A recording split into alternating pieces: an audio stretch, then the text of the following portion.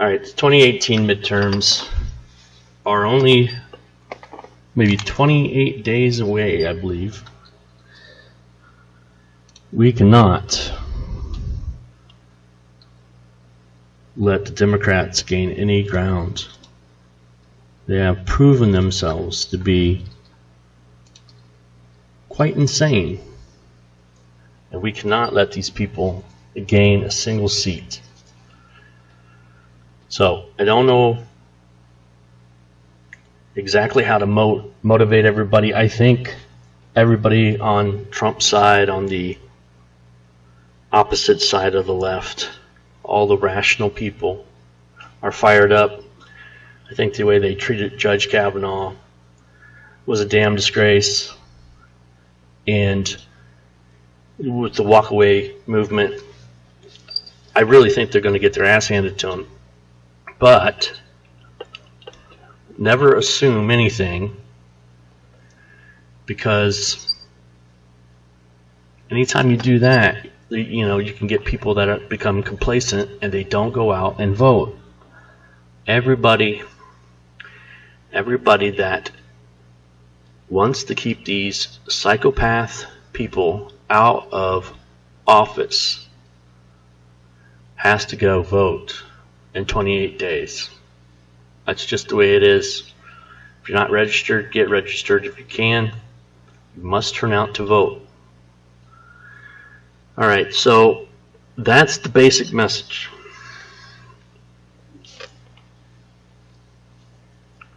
I don't know what else we can do.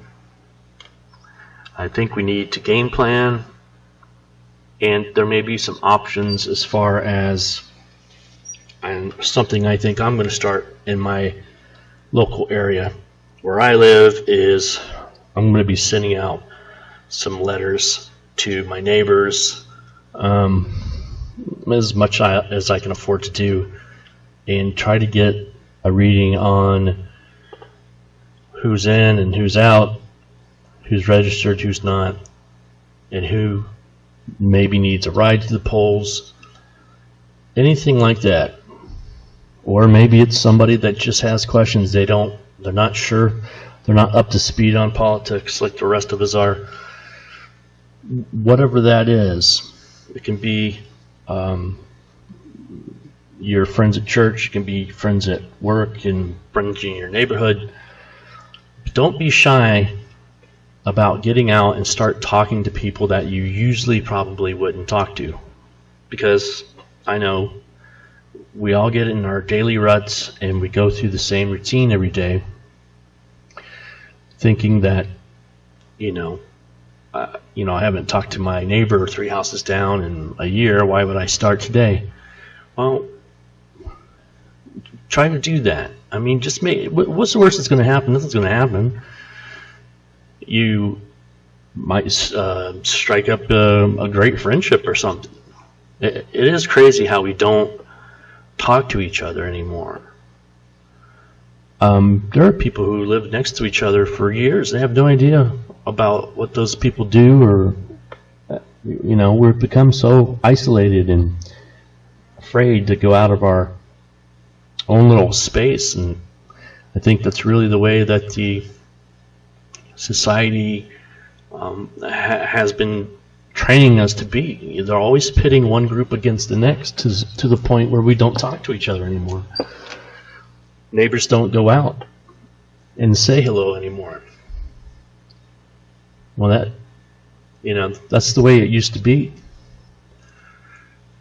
And that's why the police don't know the areas they're policing, because they don't ever get out of their cars. It used to be a policeman would walk his beat. He knew people. He knew the people that he was protecting were his neighbors and people he knew, and that can't be understated. It's so important, because whenever you don't keep up on things, your imagination can get away from you, and you start maybe thinking things that aren't true. Man, maybe that guy's a jerk. Maybe that guy's not a jerk at all. Maybe you just don't ever talk to him. And he might be thinking the same thing about you. I think we'd all be amazed at what would happen if we would just get out of the house, go out of the house, walk to the front, or to our front sidewalk, just start walking down, knocking on doors and saying hello to people. We'd probably be pretty amazed. So the most important thing right now is the midterms.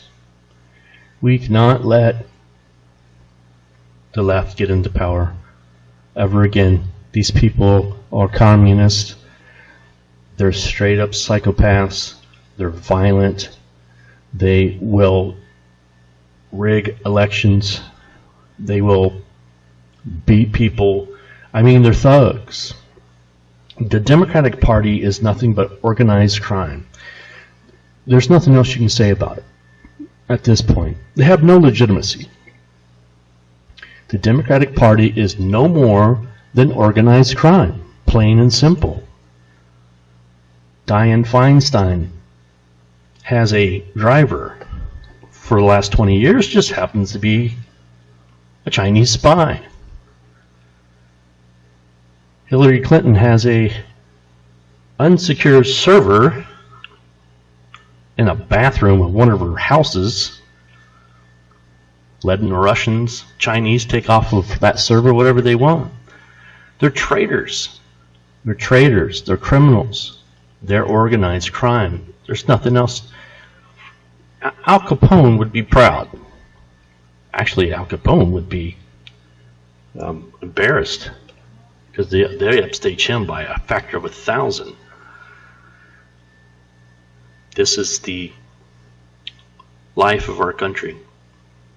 And you're either going to fight for it.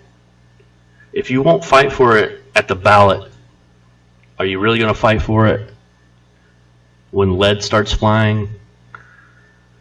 Would you really? If you're not willing to go cast a vote, I would say you're not going to do anything. You're just going to lay down. Well, we just can't do that. We have kids and we have grandkids. And we screwed it up. We let it get this bad. And that's our fault. So we have to fix it now.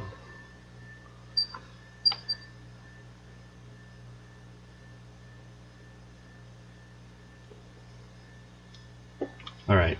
I'm out.